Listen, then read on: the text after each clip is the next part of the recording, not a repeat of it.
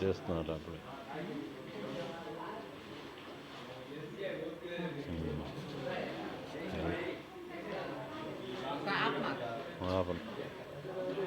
Okay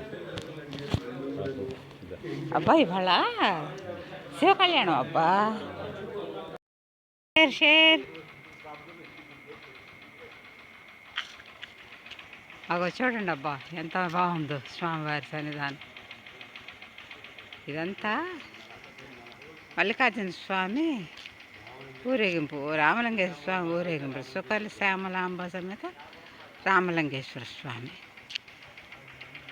ఇక స్వామివారి సన్నిధానం విఘ్నేశ్వర శివుడు రాధము అన్నీ ఎంత బాగుంటుందబ్బా.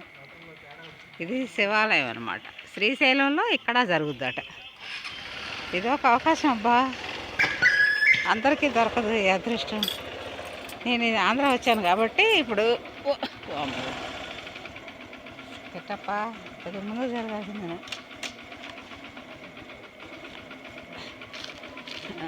ఓం నమ శివాయ.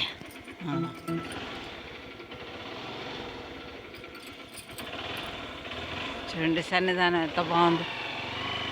ఓకేనా, అందరూ చూసేట్లుగా లైక్ చేయండి అబ్బా. Like and subscribe, share share. Okay bye. Like and subscribe, share.